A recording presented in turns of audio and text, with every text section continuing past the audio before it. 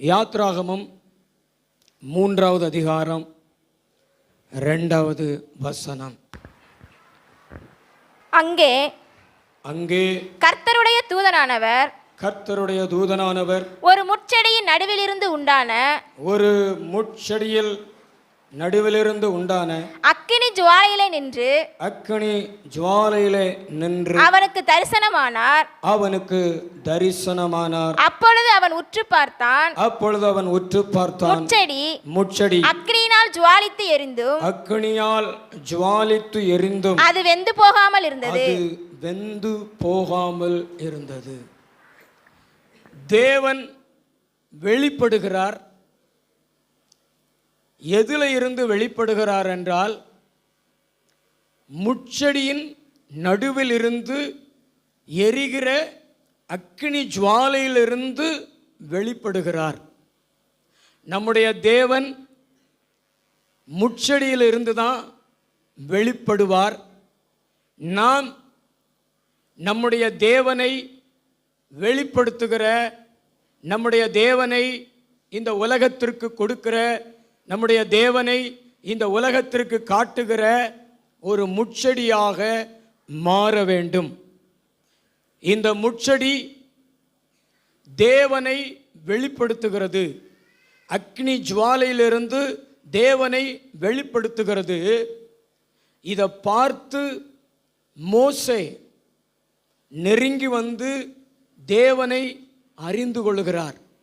நாம் இந்த பூமியிலே உலகத்தை வெளிப்படுத்தாம, மாமிசத்தை வெளிப்படுத்தாம, பாவத்தை வெளிப்படுத்தாம, பிசாசை வெளிப்படுத்தாம, மிருக சுபாவங்களை வெளிப்படுத்தாம, வேற ஒன்றையும் வெளிப்படுத்தாம தேவனை நாம் வெளிப்படுத்தும் பொழுது தேவனிடத்திலே ஜனங்கள் நெருங்கி வருவார்கள், ஜனங்கள் ஆசீர்வதிக்கப்படுவார்கள். ஆமென். அல்லேலூயா, அல்லேலூயா. பக்கத்தில் இருக்கிறவங்களை பார்த்து சொல்லுங்க, முட்செடியின் நடுவில் இருந்து அக்கினி ஜுவாலையிலே தேவன் வெளிப்பட்டது போல நீங்களும் தேவனை வெளிப்படுத்துகிற முட்செடியாக மாறுங்க. நல்ல கைத்தட்டி தேவனை மகிமைப்படுத்துவோம். ஹல்லேலூயா, ஹல்லேலூயா. அதாவது முட்செடியாக மாறக்கூடாது. எப்படி மாறக்கூடாது? முட்செடியாக மாறக்கூடாது. தேவனை வெளிப்படுத்துகிற முட்செடியாக மாறணும். எல்லா முட்செடிகளும் தேவனை வெளிப்படுத்தலை. தேவ பர்வதமாகிய ஓரேப்பில் மோசே ஆடுகளை மேய்த்து கொண்டிருந்த அந்த வனாந்தரத்தில் ஒரு முட்செடி மாத்திரம் தேவனை வெளிப்படுத்தினது. நாம் முட்செடியாக இராம தேவனை வெளிப்படுத்துகிற முட்செடியாக நாம் மாற வேண்டும். நாம் தேவனை வெளிப்படுத்தும் பொழுது நிறைய பேர் தேவனை அறிந்து கொள்வாங்க, தேவனால் ஆசீர்வதிக்கப்படுவாங்க. உங்கள் குடும்பம், உங்கள் பிள்ளைகள், உங்களுடைய நண்பர்கள், உங்களுடைய உறவினர்கள், இவங்களிடத்துலலாம் நீங்கள் தேவனை வெளிப்படுத்தும் பொழுது அவரை அறிந்து கொண்டு அவங்களும் ஆண்டவருக்குள்ளே வந்து ஆசீர்வதிக்கப்படுவார்கள். கைகளை ஒரு அல்லேலூயா சொல்லுவாமா? ஹல்லேலூயா. நல்ல சத்தமாக ஒரு அல்லேலூயா சொல்லுங்களா? ஹல்லேலூயா. ஒரு வசனத்தை வாசிங்களேன். யாத்ராகமம் புஸ்தகம் 3:2 அதே வசனத்தை. அங்கே கர்த்தருடைய தூதனானவர் ஒரு முட்செடியின் நடுவில் இருந்து உண்டான அக்கினி ஜுவாலையிலே நின்று அவனுக்கு தரிசனமானார். அப்பொழுது அவன் உற்று பார்த்தான். முட்செடி அக்கினியால் ஜுவாலித்து எரிந்தும் அது வெந்து போகவில்லை. ஹல்லேலூயா. இன்னைக்கு எல்லாரும் என்ன நினைக்கிறாங்க? நான் ஆண்டவருக்காக நேரத்தையோ பணத்தையோ உழைப்பையோ பிள்ளைகளையோ நான் கொடுக்கும் பொழுது நான் குறைஞ்சு போயிடுவேன், நான் நஷ்டப்பட்டு போயிடுவேன், நான் கஷ்டப்படுவேன் அப்படின்னு நினைக்கிறாங்க. அப்படித்தானே நினைக்கிறீங்க? பக்கத்துல பார்த்து கேளுங்களேன். நான் ஆண்டவர் இடத்துல போனேன்னா, ஆண்டவருக்காக சுவிசேஷம் சொன்னேன்னா, நேரத்தை கொடுத்தேன்னா, பணத்தை கொடுத்தேன்னா, உழைச்சேன்னா, நான் குறைஞ்சு போயிடுவேன், நான் கஷ்டப்படுவேன் அப்படித்தானே நினைக்கிறாங்க. வேலைக்கு போனா தான் நல்லா இருப்பேன், பணமெல்லாம் சம்பாதிச்சாதான் நல்லா இருப்பேன், ஆனால் ஆண்டவருக்குள்ளே போனேன்னா, ஆண்டவரை நான் வெளிப்படுத்தினேன்னா நான் நல்லா இருக்க மாட்டேன், நான் குறைஞ்சு போயிடுவேன் அப்படித்தானே நினைக்கிறீங்க. அது தப்பு, அது தப்பு. இங்கே இந்த முட்செடியில அக்கினி ஜுவாலித்து எரிகிறது. அக்கினி ஜுவாலித்து எரிந்தா அது என்ன செய்யணும்? வெந்து போகணும். அப்படித்தானே? அதுதானே இயற்கை. நம்ம விறகு அடுப்புல வச்சோம்னா அந்த அடுப்பு எரியும், விறகு வெந்து சாம்பலா போயிடும். அதுதானே உண்மை. ஆனா இங்கே மோசே பார்த்த முட்செடியில அக்னி ஜுவாலித்து எரிகிறது, ஆனா வெந்து போகல. கர்த்தரை வெளிப்படுத்துகிற நாம் எந்த விதத்திலே நம்ம குறைஞ்சு போக மாட்டோம், நஷ்டப்பட்டு போக மாட்டோம். இன்னும் நல்லா தான் இருப்போம், இன்னும் ஆசீர்வாதமா தான் இருப்போம். எத்தனை பேர் நம்புறீங்க? எத்தனை பேர் நம்புறீங்க? இன்னும் நல்லா இருப்போம், இன்னும் நல்லா இருப்போம். நீங்க கர்த்தரை வெளிப்படுத்த வெளிப்படுத்த வெளிப்படுத்த வெளிப்படுத்த கர்த்தருக்காக உங்களுடைய நேரம், கர்த்தருக்காக உங்க பணம், கர்த்தருக்காக உங்க உழைப்பு, இதெல்லாம் நீங்க கொடுக்க கொடுக்க கொடுக்க கொடுக்க வெந்து போக மாட்டீங்க. நல்ல ரெண்டு கையை தட்டி வெந்து போக மாட்டீங்க. நீங்க நல்லா இருப்பீங்க, நீங்க ஆசீர்வாதமா இருப்பீங்க, நீங்க செழிப்பா இருப்பீங்க. ஏன்னா ஆண்டவர் உங்க மேல இருக்க இருக்க இருக்க இருக்க இருக்க உங்களுக்கு ஆசீர்வாதம். அவர் உங்களை அழிக்கிறதுக்கு வரல, அவர் உங்களை பலப்படுத்துறதுக்காக வந்திருக்கிறாரு. அவர் உங்களை உறுதியாய் நிலை நிற்க செய்வதற்காக வந்திருக்கிறாரு. நம்புனீங்கன்னா நல்ல கை தட்டி, தலைக்கு மேல கை தட்டி நல்லா கொஞ்சம் உற்சாகமாக நல்லா தான் கையை தட்டுங்களேன். இந்த சாத்தானுடைய எண்ணங்கள் நம்மளை விட்டு போகட்டும். சாத்தானுடைய எண்ணங்கள் மக்களுக்குள்ள மனசுக்குள்ள நிறைய இருக்குது. என் பிள்ளை சர்ச்சுக்கு போனா படிப்புல குறைஞ்சு போயிடும், பள்ளிக்கூடத்துக்கு போனாதான் படிப்புல உயர்ந்து போகும் அப்படின்னு நினைச்சு நிறைய பெற்றோர்களுக்குள்ள சாத்தானுடைய எண்ணங்கள் இருக்கிறது. நான் சொல்றேன், உன் மேல கர்த்தர் இருக்கும் பொழுது நீ வெந்து போக மாட்ட. ஆனா வேற எதையாவது நீ சுமந்து கொண்டு அலைய, வேற எதையாவது நீ வெளிப்படுத்த, ஒரு உலக பிரகாரமான அரசியல் தலைவரையோ, ஜாதி கட்சி தலைவரையோ, ஒரு சினிமா நடிகரையோ, வேற ஒன்றை நீ சுமந்து கொண்டு அலைய, இந்த உலகத்துக்கு வெளிப்படுத்த, நீ நஷ்டப்பட்டு போவ, நீ வெந்து போவ. ஆனா ஜீவன் உள்ள தேவனை நீ வெளிப்படுத்தும் பொழுது, அவருக்காக உன்னை கொடுக்கும் பொழுது, அவருக்காக உன் நேரத்தை உன்னுடைய காரியங்களை கொடுக்கும் பொழுது கர்த்தர் சொல்றாரு, நீ வெந்து போக மாட்ட. நீ வெந்து போகிறத உலகம் காணாது, அதிசயத்தை பார்க்கும். உன் வாழ்க்கையில் அவர் நடத்துகிற அற்புதத்தை பார்க்கும். அந்த அதிசயத்தை பார்க்கும்படிதான் மோசே பக்கத்துல வந்தாரு. நல்ல கையை தட்டி ஆண்டவரே மகிமைப்படுத்துங்க. அற்புதத்தின் மேல அற்புதம், அதிசயத்தின் மேல அதிசயம். கடைசியில் இருக்கிற உங்களை பார்த்து தான் சொல்றாரு, நீ அதிகாலை ஜெபத்துக்கு ஓடி வந்து கர்த்தரை ஆராதிக்கிறதுனால நீ குறைஞ்சு போக மாட்ட, உன் குடும்பம் கெட்டு போகாது, இன்னும் வாழும், இன்னும் ஆசீர்வதிக்கப்படும். ஏன்னா உன் மேல இருக்கிற தேவன் உன்னை நஷ்டப்படுத்தவோ உன்னை கஷ்டப்படுத்தவோ வரல. உன் வாழ்க்கையில் அதிசயங்களை செய்து உன்னை அதிசயமாய் மாற்றத்தான் அவர் வந்திருக்கிறார். ஹல்லேலூயா. அதனால தான் ஆண்டவருடைய வார்த்தை சொல்லுகிறது, நீ முட்செடியாயிராத, கர்த்தரை வெளிப்படுத்துகிற, கர்த்தரை காண்பிக்கிற, கர்த்தரை சுமக்கிற ஒரு முட்செடியாய் மாறு. ஆமென். மாறுவீங்களா? எத்தனை பேர் அப்படி மாறுவீங்க? உங்க பக்கத்தில் மோசே வருவார்கள். இந்த ஒரு முச்செடிங்க ஒரு மோசையை எழுப்பிட்டு அந்த மோசையின் மூலமா லட்சக்கணக்கான இஸ்ரவேல் ஜனங்கள் எகிப்து தேசத்தில் அடிமைகளாய் கடந்தவங்க விடுதலை பெற்று வனாந்திரத்தில் நடத்தப்பட்டார்கள். கர்த்தரை அறிந்தார்கள். மோசேயின் மூலமாக ஒரு யோசுவா எழுப்பப்பட்டார், ஒரு ஆரோன் எழுப்பப்பட்டார். இன்னைக்கு வரைக்கும் மோசேயினுடைய வாழ்க்கையை வச்சு எத்தனையோ ஊழியர்கள் தேவனுக்கு ஊழியம் செய்ய எழும்புகிறார்கள் என்றால், அன்றைக்கு அந்த முச்செடி ஜுவாலித்து எரிகிற அக்னியிலே தேவனை வெளிப்படுத்தினது. நீங்க மௌனமா இருக்காதீங்க. நீங்களும் தேவனை வெளிப்படுத்துகிற, தேவனை சுமக்கிற, தேவனை காண்பிக்கிற ஒரு முச்செடியாய் வெளிப்படுங்க. கடவுள் உங்களை ஆசீர்வதிப்பார். ஆமென். விசுவாசிக்கிறீங்களா? நான் சொன்னது உங்களுக்கு புரிந்ததா? எத்தனை பேருக்கு புரிந்தது? புரிஞ்சிச்சு பாஸ்டர்னு சொல்கிறவங்க கையை உயர்த்தி காமிங்க.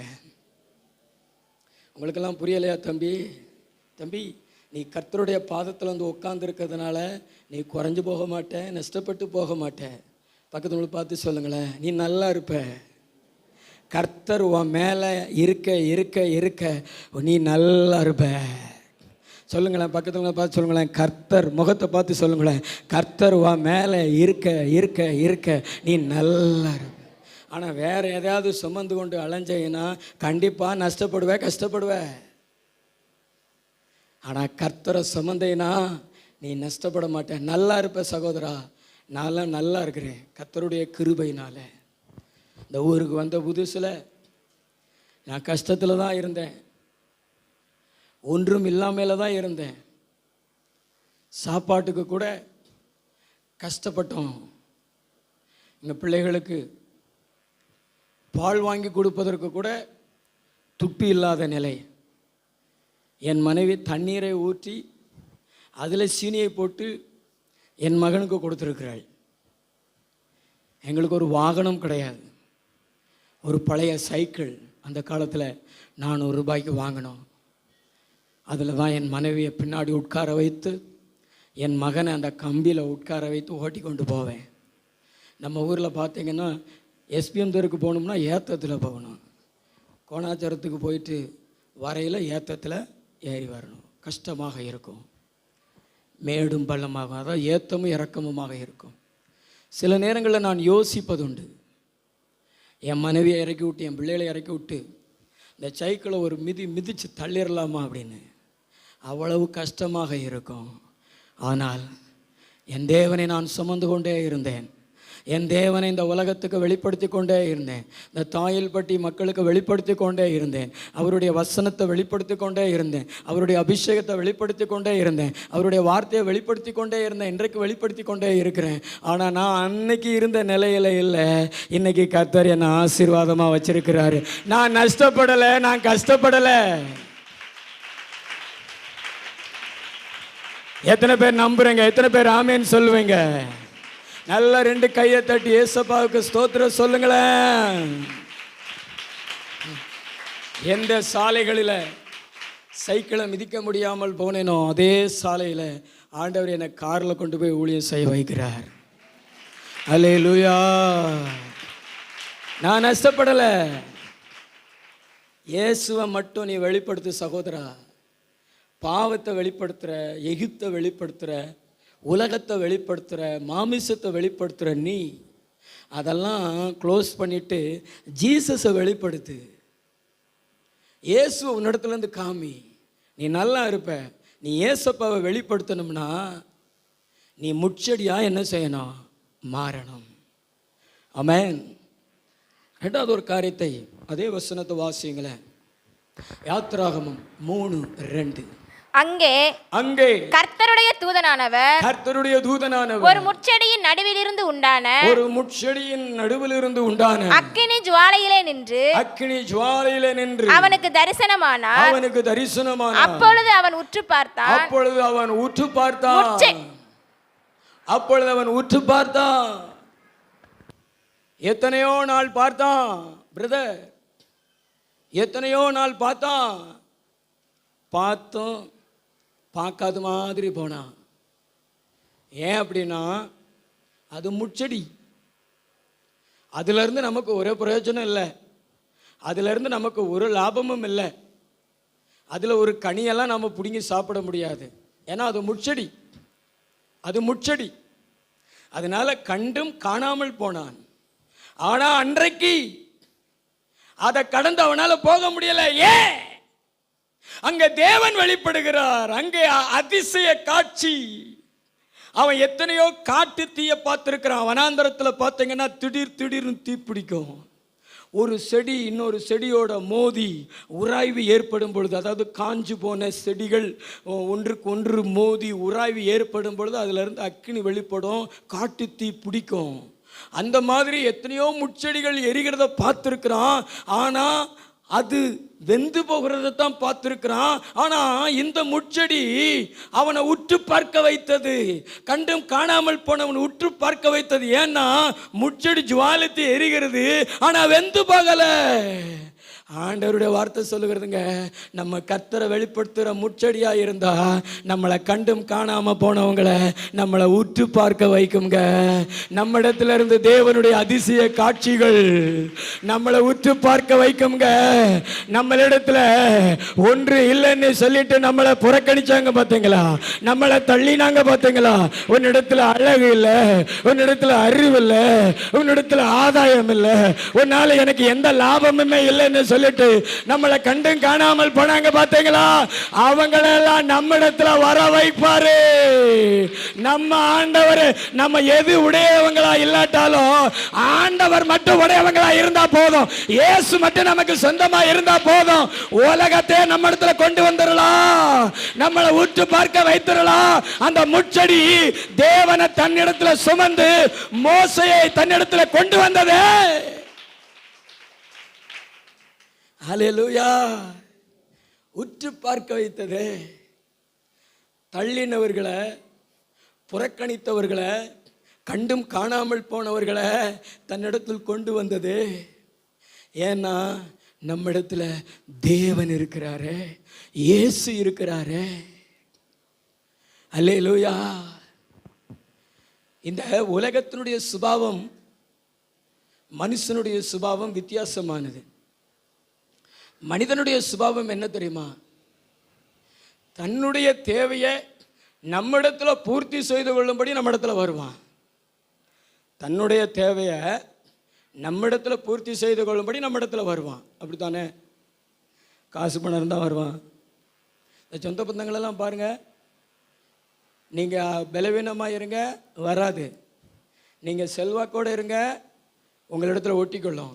ஏன்னா நம்மளை வச்சு அவங்க தேவைகளை சந்தித்துக் கொள்வதற்காக. இது மனுஷன். ஆனால் தேவன் அப்படி அல்ல பிரதர். தேவன் எப்படி தெரியுமா? நம்முடைய குறைவுகளை அவருடையதை வச்சு நிரப்பிக் கொள்றதுக்கு நம்ம இடத்துல தேவன் வருவார். ஏன்னா அவரிடத்துல குறைவு இல்லைங்க, அவரிடத்துல எல்லாமே இருக்குதுங்க. அவர் நம்முடைய குறைவுகளை பார்த்து பரிதபித்து நம்முடைய குறைவுகளை நிறைவாக்கும்படி தான் தேவன் நம்ம இடத்துல வருகிறாரு. நம்ம தேவனுக்கு தான் நம்முடைய வாழ்க்கையில் இடம் கொடுக்கணும். ஆனால் நம்மளை பயன்படுத்தி கொள்ள நினைக்கிற மனுஷர்களுக்கு நம்ம இடம் கொடுக்குறோம், மற்றவைகளுக்கு நம்ம இடம் கொடுக்குறோம். ஆனால் நம்மளிடத்துல தன்னை பயன்படுத்தி கொண்டு நம்முடைய குறைவுகளை நிறைவாக்கி கொள்ள வருகிற தேவனை யாரும் கண்டு கொள்ளுகிறது இல்லை. ஆனால் அந்த முட்செடி அப்படி அல்ல. தன்னிடத்தில் வந்த தேவனை அது புறக்கணிக்கல, அது சந்தோஷமா ஏற்றுக்கொண்டது, ஜுவாலித்து எரிந்தது, தேவனை வெளிப்படுத்தினது, மோசையை உற்று பார்க்க வைத்தது. எத்தனையோ நாட்கள் அந்த மோசையை பார்த்து முட்செடி சொல்லி இருக்கும், மோசே மோசே என்னை பார்த்து கண்டும் காணாமல் போகிறியா? என் இடத்துல ஒண்ணு இல்லை, என்னால லாபம் இல்லை அப்படின்னு நினைச்சு போறியா? என்னிடத்துல அழகு இல்லை அப்படின்னு நினைச்சு போறியா? இரு இரு இரு, வானத்தையும் பூமியும் படைத்த தேவனை நான் பெற்றுக்கொள்ளுகிறேன். அதுக்கு பின்னாடி நீ கண்டிப்பா என்ன ஊற்று பார்ப்ப, நீ கண்டிப்பா என்னிடத்துல வருவேன்னு சொல்லி அது தீர்மானித்து தேவனை பெற்றுக்கொண்டு ஜுவாலித்து எரிந்தது. தேவன் அந்த முட்செடி மேல ஜுவாலித்து எரிந்தாரு. மோசையை ஊற்று பார்க்க வைத்தது, கண்டும் காணாமல் போன மோசையை ஊற்று பார்க்க வைத்தது. சகோதரனே சகோதரியே, இன்றைக்கு ஒரு தீர்மானம் எடுங்க. உங்களிடத்துல ஒண்ணு இல்லைன்னு உங்களை தள்ளின மனிதர்களுக்கு முன்னாடி தேவன் உங்களை உயர்த்தணும். உங்களை தள்ளினவர்கள் எல்லாம் உங்களிடத்துல வரணும். ஓ தேவன் அப்படிப்பட்ட ஒரு கிருபையை தரணும். தரணும், அப்படிப்பட்ட ஒரு ஆசீர்வாதத்தை தரணும்னு சொல்லி நீங்க ஜெபம் பண்ணுங்க. நிச்சயமாக தள்ளப்பட்ட கல்களை தலைக்கல்லாய் தேவன் மாத்துவாரு. நம்பிக்கை இருந்துச்சுன்னா தலைக்கு மேல கை தட்டி ஸ்தோத்திரம் பண்ணுங்களே. இன்னைக்கு எத்தனை பேர் தள்ளப்பட்டிருக்கிறீங்க, இன்னைக்கு எத்தனை பேர் புறக்கணிக்கப்பட்டிருக்கிறீங்க, உறவினர்களால் புறக்கணிக்கப்பட்டிருக்கிறீங்க, நண்பர்களால் புறக்கணிக்கப்பட்டிருக்கிறீங்க. உன்னை பார்த்து தான் கர்த்தர் பேசுறாரு, உன்னை பார்த்து தான் கர்த்தர் பேசுறாரு. நான் உன் இடத்துல வந்துட்டேனா எவனும் உன்னை புறக்கணிக்க மாட்டான். அடுத்து உற்று பாப்பான், அடுத்து உற்று பாப்பான். கை தட்டு வர மாட்டேங்குது பாருங்க. உற்று பாப்பான், உற்று பாப்பான், உற்று பாப்பான். உன்னை கூர்ந்து கவனிப்பான், உன்னிடத்துல வருவான். இந்த மோசே முட்செடி பக்கத்தில் வந்தான். உள்ள இருந்து ஒரு குரல், மோசே மோசே, நீ இருக்கிற பூமி பரிசுத்தம் உள்ளது, உன் பாதரட்சைகளை கலட்டி போடுன்னு. தேவன் அப்படிப்பட்ட ஒரு கிருபையை, ஒரு மகிமை அந்த முட்செடிக்கு கொடுத்தார். நீங்கள் இயேசுவை வெளிப்படுத்துவீங்களா? எத்தனை பேர் இந்த பூமியில் உங்கள் வாழ்க்கையில் இயேசுவை வெளிப்படுத்தி மற்றவங்களை உற்று பார்க்க வைப்பீங்க? உங்கள் வாழ்க்கை ஆசீர்வாதமாக இருக்கிறத பார்த்து உங்களை உற்று பார்ப்பாங்க. எப்படிடா நம்மளை விட இவன் வசந்துட்டான், நம்மளை விட இவன் மேலே இருக்கான், இவனுடைய தொழில் நல்லா போகுது, இவன் குடும்பத்தில் சமாதானம் இருக்குது, ரொம்ப ஆசீர்வாதமாக இருக்கானே அப்படின்னு உத்து கவனிக்க வைப்பார். அந்த ரகசியம் வேற எதுவும் இல்லை, அது சேனைகளின் தேவனாகிய கர்த்தரே. அல்லேலூயா, அல்லேலூயா. ஆண்டவரை வெளிப்படுத்துங்க, ஆண்டவரை வெளிப்படுத்துகிற ஒரு முட்செடியா மாறுங்க. ஆமென். இன்னொரு காரியத்தை வாசிங்க, யாத்திராகமம் 3:3. அப்பொழுது மோசே, அப்பொழுது மோசே, இந்த முட்செடி வெந்து போகாது இருக்கிறது என்ன? இந்த முட்செடி வெந்து போகாது இருக்கிறது என்ன? நான் கிட்ட போய் இந்த அற்புத காட்சியை பார்ப்பேன் என்றான். இந்த அற்புத காட்சியை பார்ப்பேன் என்றான். நான் சொல்லுகிறத நல்லா கவனிங்க. 2 கைகளை உயர்த்தி சத்தமா ஒரு அல்லேலூயா சொல்லுங்களேன். இன்னும் சத்தமா சொல்லுங்களேன். நீங்க ஆண்டவரை ஆராதிக்கிறீங்க, ஆசீர்வதிக்கிற தேவனை ஆராதிக்கிறீங்க, பரிசுத்தமுள்ள தேவனை ஆராதிக்கிறீங்க, உண்மையுள்ள தேவனை ஆராதிக்கிறீங்க, அன்புள்ள தேவனை ஆராதிக்கிறீங்க. இப்படியெல்லாம் ஆண்டவரை ஆராதிச்சு ஆண்டவரை நான் வெளிப்படுத்துறேன்னு சொல்லிட்டு நீங்க உலகத்தில் வெளிப்படுத்தி கொண்டு இருக்கிறீங்க. ஆனால் நிறைய பேர் ஆண்டவரிடத்தில் வருகிறார்களா? சர்ச்சுக்கு வருகிறார்களா? ஆண்டவரை ஏற்றுக்கொள்கிறார்களா? ஏன் ஏற்றுக்கொள்றதில்லை தெரியுமா? உன் வாழ்க்கையில் நீ வெந்து போய் இருக்கிறாயே, நீ நொந்து போயிருக்காயே, உன் குடும்பத்தில் கடன் இருக்கிறது, உன் குடும்பத்தில் பிரச்சனை இருக்கிறது, உன் வாழ்க்கையில் பாவம் இருக்கிறது, உன் வாழ்க்கையில் பாரம்பரியங்கள் அல்லவா ஜுவாலி தெரிகிறது. அதனால தான் இந்த உலகத்தில் மற்ற மக்கள் சர்ச்சுக்கு வருகிறதில்ல. முதல்ல நீ நல்லாரு, அதுக்கு பிறகு நான் வாரேன். நீ ஏன் நல்லா இல்லை? உன் குடும்பத்திலே கஷ்டம், உன் குடும்பத்திலே கடன், உன் குடும்பத்திலே வறுமை தரித்திரம். அப்போ நான் எப்படி உன் சர்ச்சுக்கு வந்தால் ஏன் வறுமை மாறும்னு தானே நினைப்பாங்க. கர்த்தர் சொல்றாரு, அந்த முட்செடியை போல நம்ம வாழ்க்கையை நம்ம ஆசீர்வாதமாக மாற்றிக்கொள்ளணும். முதல்ல நம்ம ஜெபம் பண்ணி ஏசப்பா என்ன ஆசீர்வதிங்க ஏசப்பா, என் கடன்களை அடைங்க ஏசப்பா, என் குடும்பத்தில் செழிப்பை கொடுங்க ஏசப்பா, என் பிள்ளைகளுடைய வாழ்க்கையை ஆசீர்வதிங்கப்பா, என் குடும்பத்தில் இருக்கிற வறுமை தரித்திரங்களை மாற்றுங்க ஏசப்பா, என் பாரம்பரிய நான் கை கொள்ளுகிற காரியங்களை மாற்றுங்க ஆண்டவரே, என் வாழ்க்கையில் இருக்கிற பாவத்தை மாற்றுங்க ஆண்டவரே. என்னை பார்த்து பல பேர் சர்ச்சுக்கு வர்ற அளவுக்கு என் வாழ்க்கை உயரட்டுமே. என்னை பார்த்து என் மேல நீர் ஜுவாலித்து எரிகிறத பார்த்து என் வாழ்க்கை வெந்து போகாம, என் வாழ்க்கை உடைஞ்சு போகாம, என் வாழ்க்கை நொறுங்கி போகாம, என் வாழ்க்கை ஆசீர்வாதமா இருக்கிறத பார்த்து அநேகர் சர்ச்சுக்கு வரட்டும் ஆண்டவரே. நல்ல கையை தட்டி ஆண்டவரை மகிமைப்படுத்துங்க. எத்தனையோ ஆண்டுகள் நீ சர்ச்சுக்கு வந்து உனக்கு குழந்தை பிறக்கல, நீ எப்படி மற்றவர்கள் ஆண்டவரிடத்தில் கொண்டு வருவ? எத்தனையோ ஆண்டுகள் கர்த்தரை ஆராதிச்சு உன் பிள்ளைகளுக்கு திருமண காரியம் நடக்கலை, பிறகு எப்படி மற்றவங்க சர்ச்சுக்கு வருவாங்க? எத்தனையோ ஆண்டுகள் நீ கர்த்தரை ஆராதிச்சு உன் வறுமை மாறல, தரித்திரம் மாறல, இன்னும் லோனு வாங்கி கொண்டு கடல்ல கஷ்டத்தில் இருக்கிறியே, பிறகு எப்படி சர்ச்சுக்கு வருவாங்க மற்றவங்க? உன்னை எப்படி உத்து பார்ப்பாங்க? மற்றவங்களை விட நீ கஷ்டப்படுறியே, மற்றவங்க ஆறுதல் அடைகிற அளவுக்கு உன்னை விட நான் நல்லா இருக்கிறேன், பொருளாதாரத்தில் நல்லா இருக்கிறேன், குடும்பத்தில் நல்லா இருக்கிறேன், உன் பிள்ளைகளை விட என் பிள்ளைகள் நல்லா இருக்கிறாங்கன்னு நினைக்கிறாங்களே, அந்த நிலையெல்லாம் மாறணும். உலகத்து மனுஷனை விட உன்னதரை ஆராதிக்கிற நம்ம வாழ்க்கை பிரகாசமா மாறணும். நம்முடைய பிள்ளைகளுடைய வாழ்க்கை பிரகாசமா மாறணும். நம்ம வாழ்க்கை, நம்முடைய எதிர்காலம் பிரகாசமா இருக்கணும். அப்பதான் அநேகர் நம்ம இடத்துல இருக்கிற தேவனை பார்க்க வருவாங்க, உத்து பார்த்துக்கிட்டு வருவாங்க. மோசேக்கள் எழும்புவார்கள், யோசுவாக்கள் எழும்புவார்கள். நல்ல கையை தட்டி ஆண்டவரே கொஞ்ச நேரம் அந்நிய பாஷையில் மகிமைப்படுத்துங்க.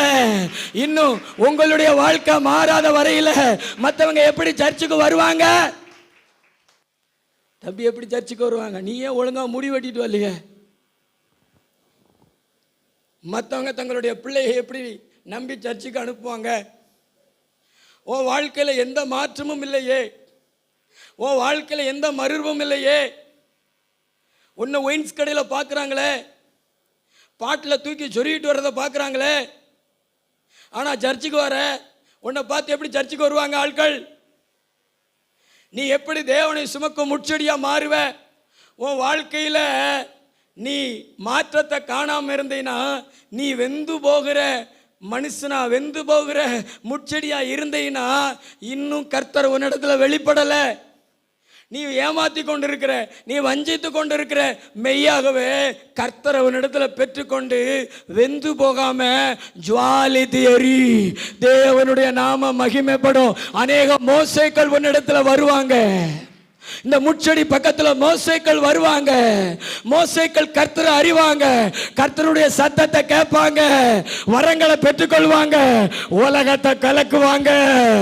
ஒரு முச்செடி உலகத்தை கலக்கிறவனை தன்னிடத்துல வர வைத்து உலகத்தை கலக்கிறவனை உலகத்துக்கு கொடுத்தது. அதே மாதிரி நாம் உண்மை உள்ளவர்களா இருந்தோம்னா, நம்ம ஆசீர்வதிக்கப்பட்டவங்களா இருந்தோம்னா, நம்ம தேவனுடைய பிள்ளைகளா இருந்தோம்னா, நம்ம ஆசீர்வாதமான வாழ்க்கையை தேவனிடத்தில் பெற்றுக் கொண்டவர்களா இருந்தோம்னா நிச்சயமா தாயில் பட்டி இயேசுவுக்கு சொந்தமா மாறும். எத்தனை பேர் ஆமென் சொல்லுவீங்க? ரெண்டு கைகளை உயர்த்தி ஆமென். தாயில் பட்டியில் இருக்கிற சபைகள், அதுக்குள்ள இருக்கிற விசுவாசிகள் வெந்து போகிறதுனால தான் இந்த தாயில் பட்டி இன்னும் சந்திக்கப்படாமல் இருக்கிறது. விருதுநகர் மாவட்டம், தமிழ்நாடு, இந்திய தேசம் ஏன் இன்னும் கிறிஸ்துவ அறியாமல் இருக்கிறது அப்படின்னா, இந்த முச்செடியில் ஆண்டவர் ஜுவாலித்து எரியாம வேறொரு அந்நிய அக்கினி எரிந்து வெந்து போய் கொண்டிருக்கிறது. உலகம், பாரம்பரியங்கள் அதுல ஜுவாலித்து எரிந்து வெந்து கொண்டிருக்கிறது. கர்த்தருக்கும் அவங்களுக்கும் சம்பந்தம் இல்லை.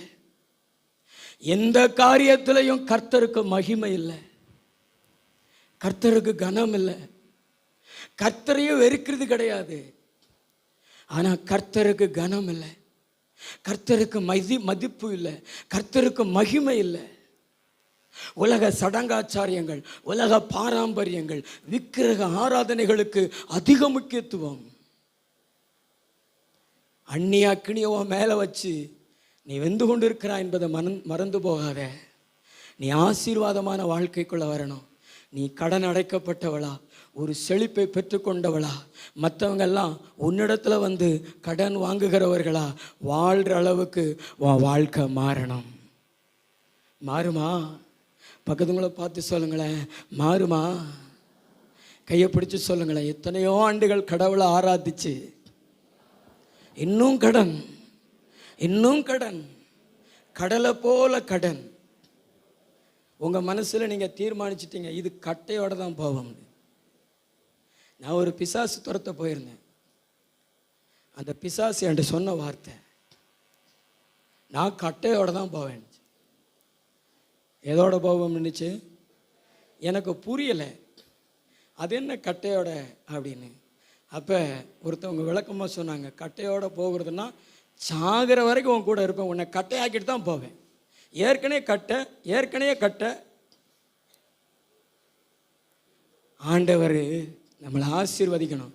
இந்த பூமியில் நம்ம ஆசீர்வதிக்கப்பட்டவங்களா நம்ம மறிக்கணுங்க, ஆசீர்வதிக்கப்பட்டவங்களா பரலோகத்துக்கு போகணுங்க. ஓ, எத்தனை பேர் விசுவாசிக்கிறீங்க? நீங்கள் தேவனை பெற்றுக்கொள்ளணும். பக்கத்துங்களை பார்த்து சொல்லுங்களேன், நீங்கள் தேவனை பெற்றுக்கொள்ளணும். எல்லாம் கையை பிடிச்சி சொல்லுங்களேன், தேவனை உங்களிடத்துலேருந்து வெளிப்படணும். உண்மையான அக்கினி, தேவனுடைய அக்கினி ஜுவாலி தெரிக்கணும். உலகம், அந்நியம், விக்கிரகம் உங்களுக்குள்ள ஜுவாலி தெரியக்கூடாது. அப்படி ஜுவாலித்து எரிகிறதுனால தான் வெந்து போகுது. ஆண்டவருடைய அக்னி நமக்குள்ள எரியணும், நமக்குள்ள ஜுவாலித்து எரியணும். நல்லா தலைக்கு மேல கூட கைத்தட்டி கர்த்தரை மகிமைப்படுத்துங்களேன். தேவனுடைய அக்னி, பரிசுத்த ஆவியானவருடைய அக்னி நமக்குள்ள இருந்து வெளிப்படணும். நல்ல உண்மையா விசுவாசிக்கிறவங்க கொஞ்ச நேரம் நல்ல கைத்தட்டி அந்நிய பாஷை பேசுங்களேன். ஆண்டவர் இன்னைக்கு பலமா இறங்கணும்னு நினைக்கிறாரு. வாலிபர்கள் மேல எத்தனை பேர் மேல ஆவியானவருடைய அக்னி இறங்கணும்னு விரும்புறீங்க? ஆவியானவருடைய அக்னி எத்தனை பேர் மேல வேற இறங்கணும்னு விரும்புறீங்க? நல்ல கைத்தட்டி கொஞ்ச நேரம் அந்நிய பாஷையில பேசுங்களேன். அக்கினியின் ஜோலையில் வந்து போகாமல் கிருபை தாங்கினதே, முடிகூட கருகாமல் புகை கூட அணுகாமல் கிருபை தாங்கினதே. அக்கினியின் ஜோலையில் ஓ கிருபை தாங்கினதே, முடிகூட கருகாமல் புகை கூட அணுகாமல் கிருபை தாங்கினதே. அல்லே அல்லேலூயா, அல்லே அல்லேலூயா, அல்லே அல்லேலூயா, அல்லே அல்லேலூயா. உண்மையிலேயே என்னிடத்துல இருந்து தேவனுடைய அக்கினி வெளிப்படணும். நான் தேவனை இந்த உலகத்துக்கு வெளிப்படுத்தணும்னு சொல்றேங்க. எத்தனை பேர்? உங்க வலது கரத்தை உயர்த்துங்க. அந்நிய அக்கினி என்னை விட்டு போகணும், தேவனுடைய அக்கினி என் மேல ஜுவாலித்து எரியணும். அப்படி சொல்றேங்க. உண்மையா? இன்னும் இந்த பொட்டு வைக்கிற கலாச்சாரம், பூ வைக்கிற கலாச்சாரம், அதெல்லாம் உன்னை விட்டு மாறணும். நல்ல கையை உயர்த்தி ஆண்டவர் அக்கினியை வரப்போறார். இப்ப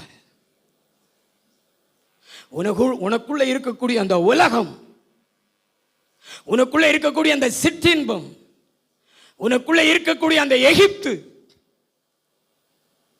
மாறணும், மாறணும். நீ உண்மையா ஒரு 2 கைகளை கூட உயர்த்தி நீ காமி ஆண்டவர் இடத்துல கண்ணை மூடி உன் இதயத்தில் ஜெபம் பண்ணு. இன்னும் இந்த விக்கிரக ஆராதனை என்னை விட்டு ஒளியனு ஏசப்பா. இந்த மந்திரத்தின் மேல இருக்கிற நம்பிக்கை, இந்த மையின் மேல இருக்கிற நம்பிக்கை, இந்த திருநீர் மேல இருக்கிற அந்த நம்பிக்கை, இதெல்லாம் மாறின ஆண்டவரே. நீ ஜெபம் பண்ணு, உன் மேல ஆண்டவருடைய அக்கினி இப்ப இறங்கும். நீ தேவனை வெளிப்படுத்துவ. நன்றி ஏசப்பா, நன்றி ஏசப்பா. இன்னும் இந்த உலகம் மக்களை விட்டு போக மாட்டாங்குது ஆண்டவரே.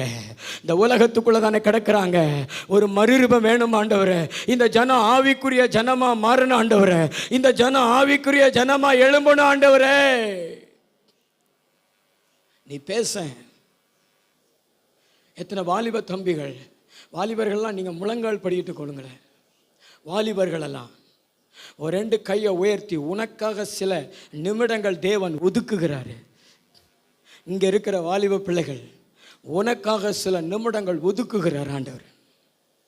நீ 2 கையை உயர்த்தி, நானும் அந்த முட்செடியாய் தேவனை வெளிப்படுத்துகிற ஒரு நற்செடியாய் அநேகர் ஆண்டவருக்குள்ளே கொண்டு வருகிற ஒரு உயர் குல செடியாய் நாம் மாறணும். உண்மையா ஒரு 2 கையை உயர்த்து, வானத்துக்கு நேரம் உயர்த்து, கீழே போடாத. பின்னாடி இருக்கிறவங்க உங்களால் முழங்கால் போட முடிஞ்சா முழங்கால் போட்டுக்கோங்க. இன்னைக்கு தேவனுடைய அக்கினி உன் மேலே போடப்பட போகிறது. நீ கையை மட்டும் கீழே போடாத, கை வலிச்சாலும் அக்கினி வர்ற வரைக்கும். இது ஒரு பெந்தேகோஸ்தே நாள். என்ன ஆசீர்வதிங்க ஏசப்பா, என் வாழ்க்கையை ஆசீர்வதிக்கப்பட்ட வாழ்க்கையா மாத்துங்க. மரியாள் போல ஆசீர்வதிக்கப்பட்டவளா மாத்துங்க. என் ஆசீர்வாதத்தை பார்த்து அநேகர் சர்ச்சுக்கு ஓடி வரணும். ஜெபம் பண்ணு, அக்கினி இறங்கட்டும். ஜெபம் பண்ணு மகளே, அக்கினி இறங்கட்டும். இது ஒரு மீண்டும் ஒரு பெந்தேகோஸ்தே அனுபவம். சில நிமிடங்கள் தான். வெடித்து சிதறுகிற வல்லமை சபைக்குள்ளே இறங்குகிறது. வாலிப பிள்ளைகளுக்குள்ளே இறங்குகிறது. குடும்ப தலைவர்களுக்குள்ளே இறங்குகிறது. குடும்ப தலைவிகளுக்குள்ளே இறங்குகிறது. இறங்குகிறது அபிஷேகம். நான் உண்மையை சொல்லுகிறேன். ஆண்டவர் பலமா இறங்குகிறத நான் பார்க்கிறேன். ஆண்டவர் பலமா இறங்குகிறத நான் பார்க்கிறேன். ஆண்டவர் பலமா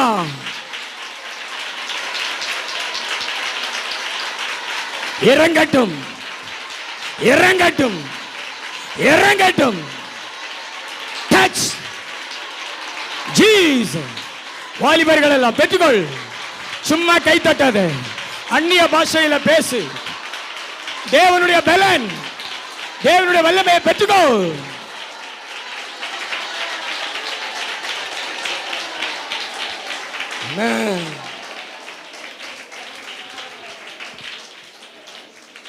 அப்படியே அமருவோம். இந்த உலகத்து மனுஷனை விட நாமும் நம்முடைய பிள்ளைகளும் நல்லா இருக்கணும். நான் சொல்றத நல்லா கவனிங்க. இந்த உலகத்து மனுஷனை விட, விக்கிரகத்தை ஆராதிக்கிற மனுஷனை விட நாம் சுகமா இருக்கணும், சமாதானமா இருக்கணும், பரிசுத்தமா இருக்கணும். நம்ம பிள்ளைகள் ஆசீர்வாதமா இருக்கணும். நம்ம வாழ்க்கையை பார்த்து நிறைய பேர் ஆண்டவரிடத்துல வரணும். உங்க வாழ்க்கையை உற்று பார்த்து ஆண்டவரிடத்துல வரணும். அப்படி வரணும்னா நீங்கள் தேவனை வெளிப்படுத்தும் முச்சடியா என்ன செய்யணும்? மாறணும். மாறுவீங்களா? ஜெபிங்க. வாழ்க்கையில் ஆசீர்வாதத்தை நீங்கள் பார்க்கலன்னா நீங்கள் முழங்கால் படிட்டு ஜெபிங்க. யாபேஸ் மாதிரி ஜெபம் பண்ணுங்க. யாபேஸ் தன் தேவனாகிய கர்த்தரிடத்தில் எப்படி ஜெபம் பண்ணார் தெரியுமா? அவருடைய பேர் யாபேஸு. அதனுடைய அர்த்தம் என்னன்னா, துக்கத்தோடு பிறந்தவன், அதாவது துக்கம்னு அர்த்தம். அந்த பேரில் இருக்கிற துக்கத்தை பார்த்து ரொம்ப வருத்தம் அடைஞ்ச அந்த யாபேஸு, ஆண்டவரே என்னை ஆசீர்வதியும், உம்முடைய கரத்தை என் மேலே வச்சு என் எல்லைகளை விரிவாக்கும்னு ஜெபம் பண்ணா. ஆண்டவர் ஜெபத்தை கேட்டாருங்க. அந்த வேத பகுதியை நீங்கள் வாசித்து பாருங்களேன். யாபேஸ் தன் சகோதரர்களை பார்க்கலும் கனமுள்ளவனாய் மாறினான் என்று. மாற முடியுமா? நம் தேவனாலே நம்மளை மாற்ற முடியும். பக்கத்தில் பார்த்து சொல்லுங்களேன், நம் தேவனால் நம்மளை உயர்த்த முடியும். நம் தேவனால் நம்மளை ஆசீர்வதிக்கப்பட முடியும். நம் தேவனால் நம்மளை உயர்த்தப்பட முடியும். ஓ, நீங்கள் ஜெபிங்க. உங்கள் தேவனாகிய கர்த்தரிடத்தில் நீங்கள் ஜெபம் பண்ணுங்க. உங்கள் கண்ணீர் அவருடைய பாதத்தில் சிந்தி ஜெபம் பண்ணுங்க.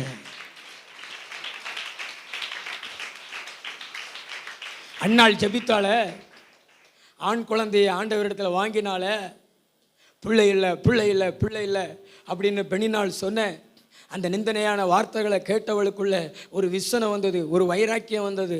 அவள் கூட போய் சண்டை போடலை, விளக்கமாறு எடுத்துகிட்டு போய் சண்டை போடலை, தலைமுடியை பிடிச்சி சண்டை போடலை. அவள் வாய் இனிமேல் அவள் திறக்கவே கூடாதுன்னு சொல்லிட்டு ஆண்டவருடைய பாதத்தில் முழங்கால் படிட்டு, முதல்ல எனக்கு ஒரு ஆண் குழந்தையை தாங்க ஆண்டவர்னு கேட்டு பெற்றுக்கொண்டு அவள் வாய் அடைச்சாலே.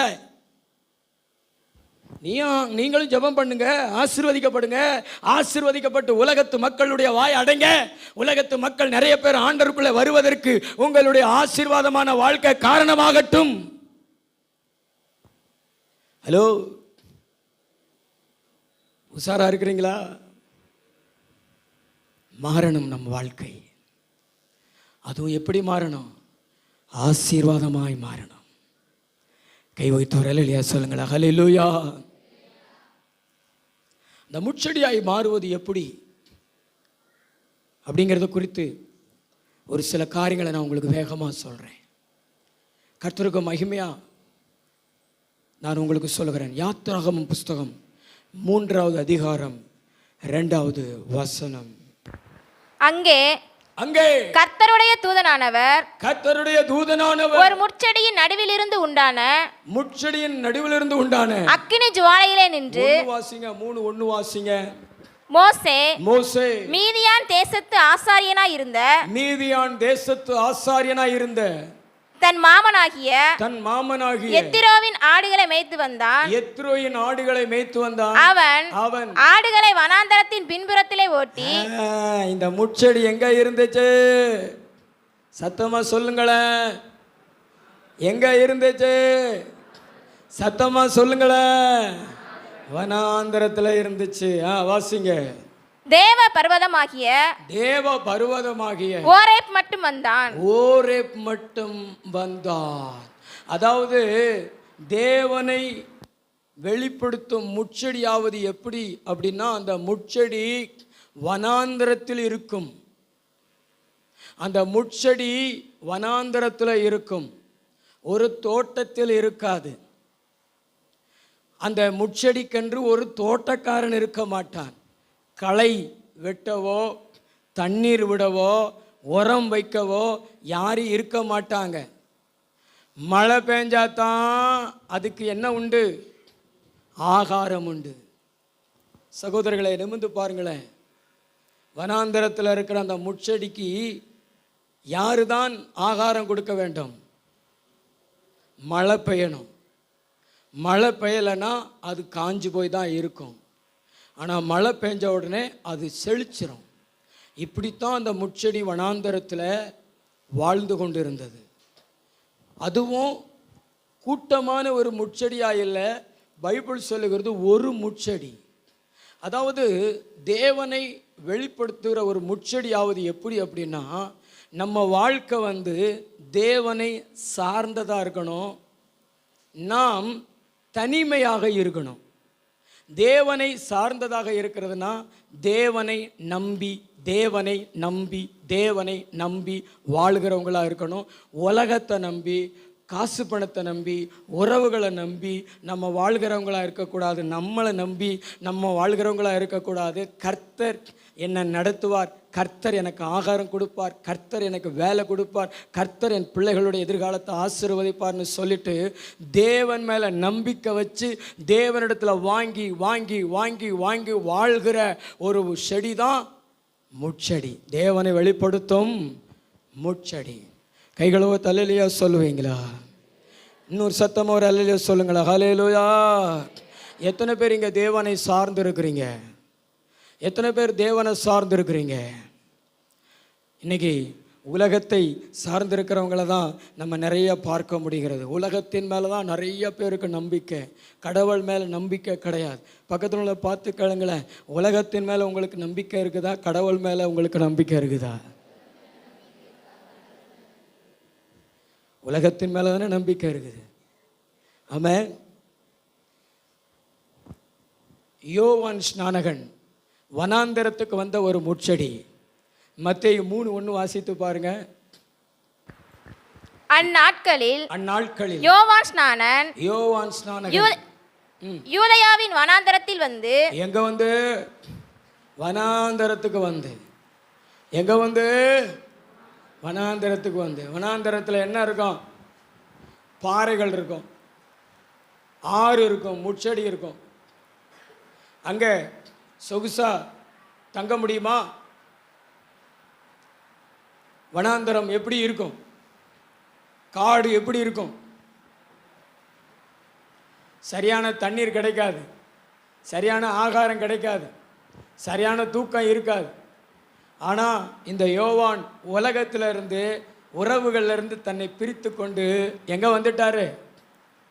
சொல்லுங்க மக்களே, வனாந்தரத்துக்கு வந்துட்டேன். ஜனங்கள் வனாந்தரத்துக்கு வந்தாங்க. அவங்களுக்கு மனம் திரும்புங்கள்னு சொல்லி ஞானஸ்நானம் கொடுத்தார். நிறைய பேரை ஏசப்பானுடைய வருகைக்கு முன்னாடி ஆயத்தப்படுத்தினார். நிறைய பேரை ஞானஸ்தானம் கொடுத்து கிறிஸ்துவுக்காக வழி நடத்தினார். வனாந்தரத்தில் அவர் என்ன சாப்பிட்டார் தெரியுமா? வெட்டுக்கிளி, காட்டுத்தேன். நீங்கள் என்னென்ன சாப்பிட்றீங்க? இன்னைக்கு வீட்டுக்கு போங்களேன், எல்லார் வீட்டையும் செக் பண்ணால் ஒரு வீட்டில் கூட காய்கறி குழம்பு இருக்காது. சாம்பார். எங்கள் வீட்டில் சாம்பார்னு சொல்கிறவங்க கையை ஒத்துக்காமுங்க. 2 பேர் வீட்டில் தான் சாம்பார். ஆண்டவர் அடுத்தவர் உங்களுக்கு கறி குழம்பு தருவாராக. மற்றவங்க எல்லாம் விதவிதமாக 3 ஐட்டங்கள் இருக்கும். ஆடு, கோழி, மீன், இன்னும் நிறையா கூட இருக்கலாம். அல்லேலூயா சொல்லுங்களேன். கறி சாப்பிட்றது தப்புன்னு சொல்லலை, நீங்கள் தவறாக புரிந்து கொள்ளாதீங்க. வனாந்தரத்தில் இருக்கிற ஒரு மனுஷன் எப்படி இருந்திருப்பான்? வெட்டுக்கிளி, காட்டுத்தேன். வெட்டுக்கிளினா நம்ம ஊரில் இருக்கிற வெட்டுக்கிளி எப்படி நினைக்கிறீங்களா? அதை சாப்பிட்றதுக்கு மனசு வருமா? யோவான் வெட்டுக்கிளி அந்த உயிரினத்தை சாப்பிடலை. இங்கே ஜோயல் சொன்னான், வெட்டுக்கிளி என்பது ஒரு கனி தானே, அது இஸ்ரவேல் தேசத்தில் இருக்கிற ஒரு கனி. அதை பிடிங்கி சாப்பிட்டுட்டு தேனை சாப்பிட்டுட்டு அவர் உயிர் வாழ்ந்திருக்கிறார். கர்த்தருக்கு ஸ்தோத்திரம். பாருங்களேன், அதான் வனாந்தரம். இயேசுவுக்காக உணவு, தண்ணீர், சுகபோகமான வாழ்க்கை இதெல்லாம் அர்ப்பணம் செய்துட்டு ஒரு வனாந்தரத்தில் இருக்கக்கூடிய ஒரு செடியை போல வாழுகிற வாழ்க்கை தான் என்ன வாழ்க்கை? ஒரு தேவனை வெளிப்படுத்துகிற ஒரு முச்செடியாய் காணப்படுகிற வாழ்க்கை. அதாவது தேவனை நம்பி வாழ்கிற வாழ்க்கை. மோசே ஒரு வனாந்தரத்தில் இருந்த ஒரு முச்செடி. வாசித்து பாருங்களேன், எபிரேயர் 11:27. எபிரேயர் 11:27. விசுவாசத்தினாலே அவன் அதரிசனமானவரை தரிசிக்கிறது போல உறுதியாயிருந்து ராஜாவின் கோபத்துக்கு பயப்படாமல் எகிப்தை விட்டு போனான். எங்க போனாரு? மீதியான் தேசத்து வனாந்தரத்துக்கு போனாரு. 40 வருஷமா ஆடு மேய்ச்சாரு. ஆனா எதை விட்டுட்டு போனாரு? எகிப்தின் பார்வோனுடைய குமாரத்தின் மகன் என்ற ஒரு பெருமையை, என்ற ஒரு புகழை விட்டுட்டு போனாரு. எகிப்தின் அநித்தியமான பாவ சந்தோஷத்தை விட்டுட்டு போனாரு. எகிப்தின் அரண்மனையில் பயங்கரமாக ட்ரிங்க்ஸ் அடிக்கலாம், பயங்கரமாக ஜாலியாக இருக்கலாம். மோசேக்கு அந்த வாய்ப்பு இருந்துச்சு, யோசேப்புக்கு இருந்த வாய்ப்பு போல. ஆனால் அதெல்லாம் அவர் விரும்பலை. வனாந்தரத்தில் இருக்கக்கூடிய ஒரு முச்செடி உலகத்தில் இருக்கக்கூடிய சிற்றின்பத்தின் மேலே விருப்பம் வைக்காது. அதன் மேலே வெறுப்பு தான் இருக்கும். அதை செய்கிறவங்க மேலேயும் வெறுப்பு இருக்கும், இவங்களுக்கும் வெறுப்பு இருக்கும். டிவி, சினிமா, சீரியலு, செல்போன் இதிலெல்லாம் ஒரு ஈர்ப்பு தன்மை அவங்களுக்கு இருக்காது. பக்கத்துல பார்த்துக்கணுங்களேன், உங்களுக்கெல்லாம் அதில் ஒரு ஈர்ப்பு தன்மை இருக்குதா இல்லையா?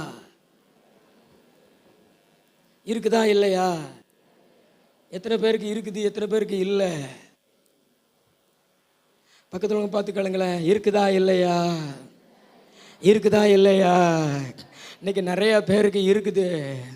டிவியில் சினிமான்னா உயிர், சினிமா நடிகர்கள்னா உயிர், கிரிக்கெட் வீரர்கள்னா உயிர். அப்படித்தானே? சிலருக்கு பார்த்தீங்கன்னா ஜாதி தலைவர்கள்னா உயிர்.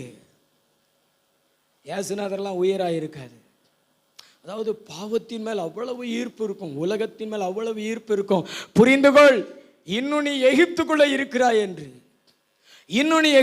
இருக்கிறாய் என்று கர்த்தர் உன்னை வனாந்தரத்துக்கு அழைக்கிறார். வனாந்தரத்தில் இருக்கக்கூடிய ஒரு முச்செடியா வா, உன் மேல கர்த்தர் இறங்குவார். ஜுவாலித்து எரி, வெந்து போகாமல் உலகத்துக்கு உப்பா வெளிச்சமா மாறு. கைத்தட்டி ஆண்டவரை மகிமைப்படுத்துங்களேன். நல்லா 2 கையை தட்டி தேவனை மகிமைப்படுத்துங்களேன். சிற்றின்மத்தின் மேல விருப்பம் கொள்ளாதீங்க. பக்கத்துல பார்த்து சொல்லுங்களேன், சிற்றின்மங்கள் மேல விருப்பம் கொள்ளாதீங்க. அநித்தியமான பாவ சந்தோஷம், அதாவது கொஞ்ச நேரம் சந்தோஷம். சிகரெட்டு, மதுபானம், கஞ்சா, பான் பராக்கு, போயலை, பொடி. நிறைய பெண்களுக்கு பொடி வாய்க்குள்ளே இழுவுகிறது, மூக்குக்குள்ளே இழுவுறது. வெத்தலை போடுறது, இன்னும் நிறைய பேருக்கு செல்போனில் ஆபாசமான அருவருப்பான காட்சிகளை பார்க்கிறது, இதெல்லாம் அநித்தியமான பாவ சந்தோஷம். இதெல்லாம் எகிப்தின் சரக்கு. இதுக்குள்ளெல்லாம் நீங்கள் இருந்தீங்கன்னா நீங்கள் வனாந்தரத்தில் இல்லை. ஆனால் இதெல்லாம் உங்கள் வாழ்க்கையில் இல்லைன்னா நீங்கள் கண்டிப்பாக எங்கே இருக்கிறீங்க? சொல்லுங்க, சத்தமாக சொல்லுங்க, சத்தமாக சொல்லுங்க. வனாந்தரத்தில் இருக்கிற முட்செடி இயேசுவை வெளிப்படுத்துகிற முட்செடி, தேவனை வெளிப்படுத்துகிற முட்செடி. நம்புனீங்கன்னா நல்ல தலைக்கு மேலே கூட கை தட்டி, 2 கை தட்டி.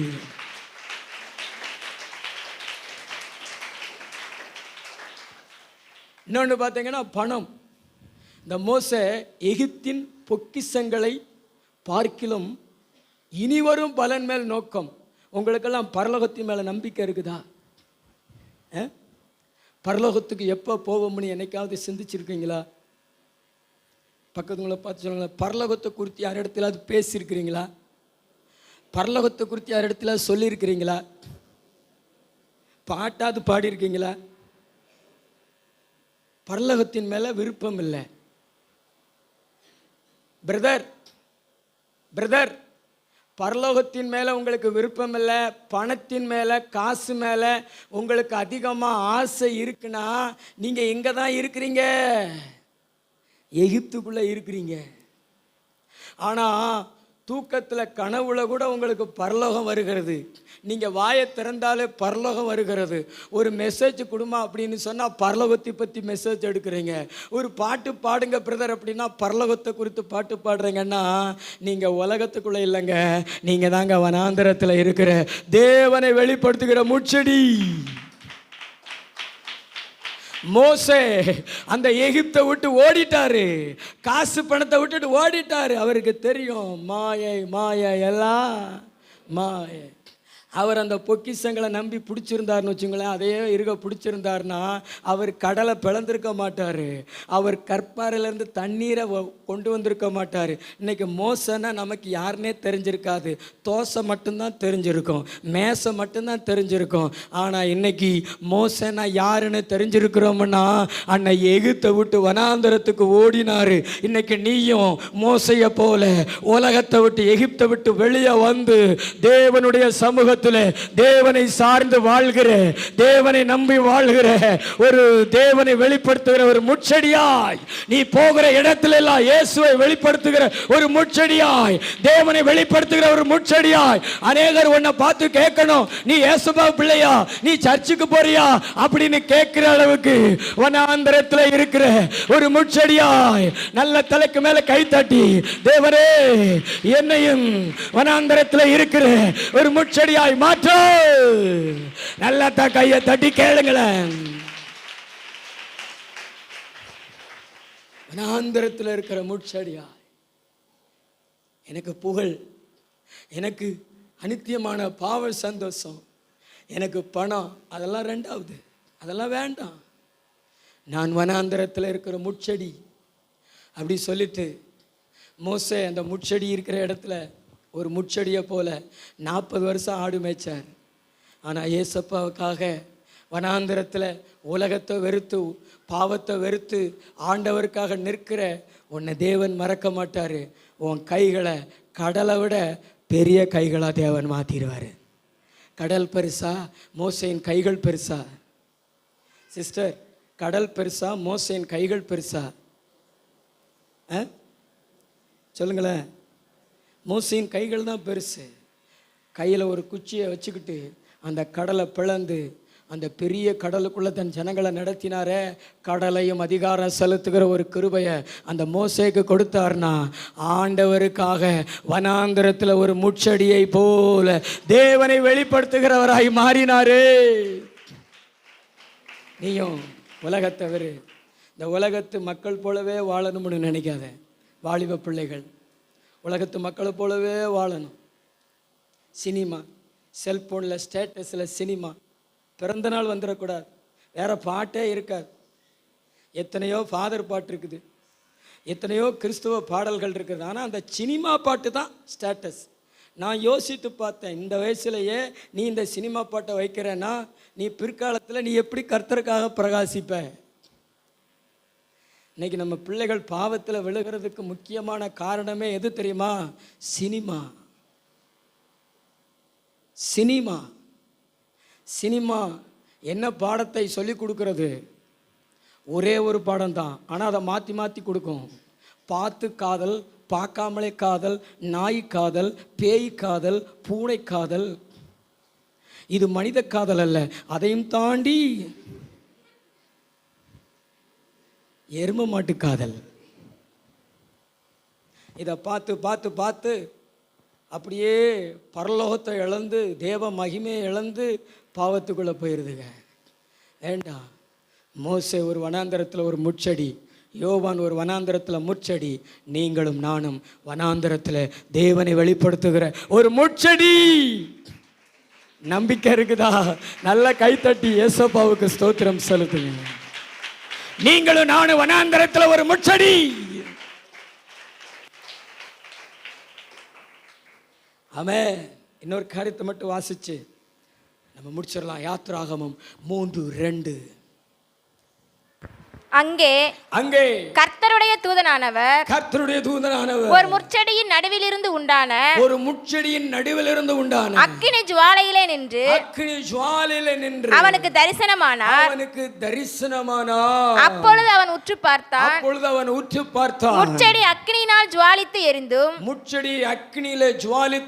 அது வெந்து போகாமல் இருந்தது. போகவில்லை. மேலுள்ள வசனத்தை வாசிச்சிருங்களேன். மோசே மீதியான் தேசத்து ஆசாரியனாய் இருந்த தன் மாமனாகிய எத்திரோவின் ஆடுகளை மேய்த்து வந்தான். அவன் ஆடுகளை வனாந்தரத்தின் பின்புறத்திலே ஓட்டி தேவ பர்வதமாகிய ஓரேப் மட்டும் வந்தான். ஹல்லேலூயா. இந்த வனாந்தரத்திலே தேவனை வெளிப்படுத்துகிற முட்செடி தேவனிடத்தில் இருக்கும், தேவனுடைய பர்வதத்தில் இருக்கும், ஓரேப்பில் இருக்கும். உலகத்துக்குள்ள இருக்காது. டே அண்ட் நைட் சர்ச்சில் எந்த கூட்டம் நடந்தாலும் அங்கே இருக்கும். ஞாயிற்றுக்கிழமை டாட்டா காமிச்சிட்டு போகாது. சர்ச்சுக்குள்ள வேண்டாம் வெறுப்பா உட்கார்ந்து இருக்காது. அதுக்கு உறைவிடம், அதுக்கு புகலிடம், அதுக்கு மறைவிடம் எதாதான் இருக்கும். சொல்லுங்க மக்களே, சத்தமா சொல்லுங்களேன். தேவனிடத்தில் இருக்கும், தேவனை உடையதாக இருக்கும், தேவனுடையவைகளை உடையதாக இருக்கும். அந்த ஓரே பர்வதத்தில் அது இருந்தது, தேவனிடத்தில் இருந்தது, தேவனை உடையதாக இருந்தது. நீங்களும் உங்கள் வாழ்க்கையில் தேவனை பெற்றவங்களா, தேவனிடத்தில் இருக்கிறவங்களா இருப்பீங்கன்னா அதுதாங்க வனாந்தரத்தில் இருக்கக்கூடிய முட்செடி. இல்லைன்னா அது சர்ச்சுக்குள்ளே இருக்காதுங்க, அது ஓடிடும் சர்ச்சை விட்டு.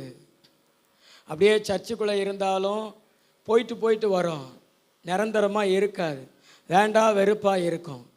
வனாந்தரத்தில் இருக்கக்கூடிய முட்செடி எப்படி இருக்கும் தெரியுமா? 92வது சங்கீதம் 13வது வசனத்தை வாசித்து பாருங்கள்.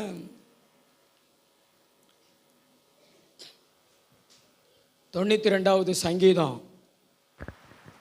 கர்த்தருடைய ஆலயத்திலே நாட்டப்பட்டவர்கள், கர்த்தருடைய ஆலயத்திலே நாட்டப்பட்டவர்கள் எங்கள் தேவனுடைய பிரகாரங்களில் செழித்திருப்பார்கள். அவங்களை எங்க நட்டு வச்சிருப்பாங்க? பக்கத்துல பார்த்து கேளுங்களேன், நீங்க எங்க நடப்பட்டிருக்கீங்க? முகத்தை பார்த்து கேளுங்களேன், பேச மாட்டீங்களா? எங்க நடப்பட்டிருக்கீங்க? நடப்பட்டா எடுக்க முடியாது, பிடுங்க முடியாது, கடைசி வரைக்கும் அங்கே தான் இருக்கும். நீங்கள் தேவனுடைய சமூகத்தில் நடப்பட்டிருக்கீங்களா? நீங்கள் நடப்பட்டிருந்தீங்கன்னா தேவனுடைய பிரகாரங்களில் செழித்திருப்பீங்க. இன்றைக்கெல்லாம் ஆலயத்துக்குள்ளே வருவதற்கு ஆட்கள் ரொம்ப பயப்படுது. கயரை கட்டி இழுக்கணும் போல தான் இருக்குது, அந்த நிலையில தான் இருக்குது. சர்ச்சுக்கு வா சர்ச்சுக்கு வான்னு ஏன் சர்ச்சுக்குள்ளன்னு கூப்பிட வேண்டியது இருக்குது. சர்ச்சுக்கு வந்தால் தான் கர்த்தர் உங்களை ஆசீர்வதிப்பார்னு சொல்ல வேண்டியது இருக்கிறது. ஏன்னா உலகத்துக்குள்ளே கிடக்குது. எத்தனை பேருக்கு ஆண்டவருடைய சமூகத்தின் மேலே, ஆண்டவருடைய பிரசனத்தின் மேலே தாகம்? மானானது நீரோடைய வாஞ்சித்து கதறுகிறது போல என் ஆத்மாவை வாஞ்சித்து கதறுகிறது அப்படின்னு எத்தனை பேர் சொல்ல முடியும்?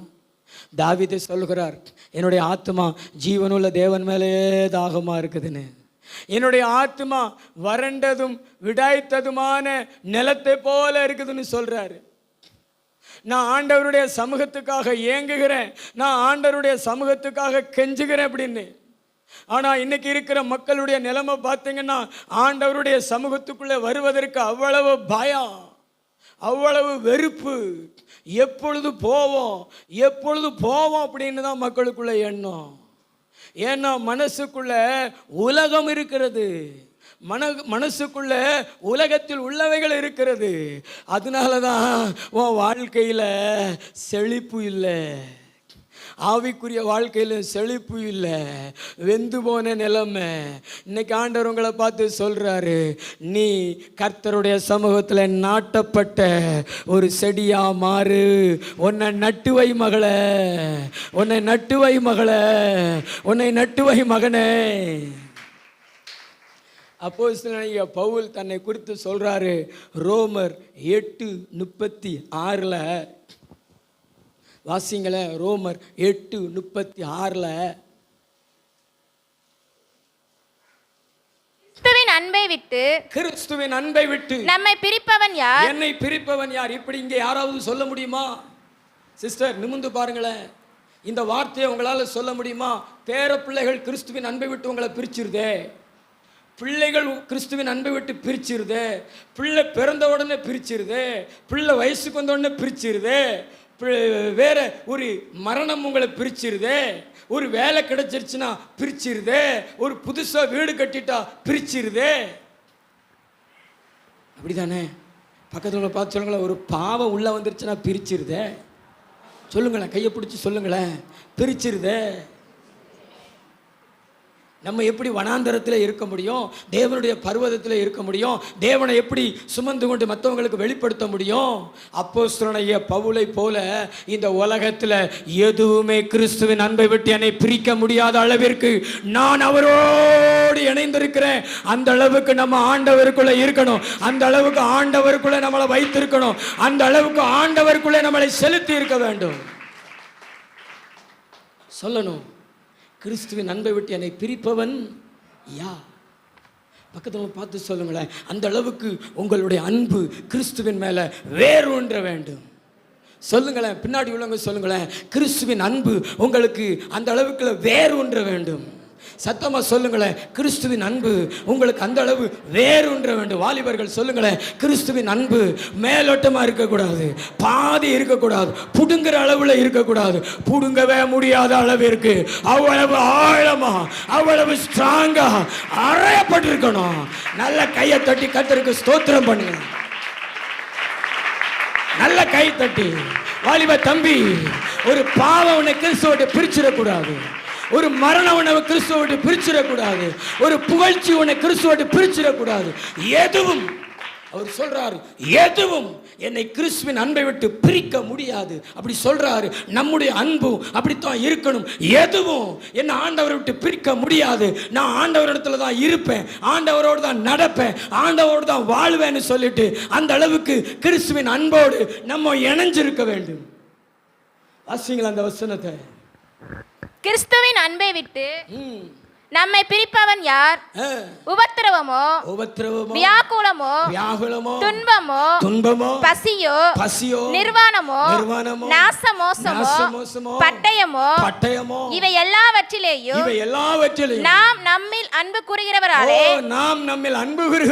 முற்றும் ஜெயம் கொள்கிறவர்களா இருக்கிறோம். பாருங்களேன், பசி என்ன பிரிக்க முடியாதையா, பட்டினி என்ன பிரிக்க முடியாதையா, நிர்வாணம் என்ன பிரிக்க முடியாது அப்படி சொல்லிட்டு இவை எல்லாவற்றிலும் முற்றிலும் நாங்கள் ஜெயம் பெறுகிறவங்களாய் இருக்கிறோம்.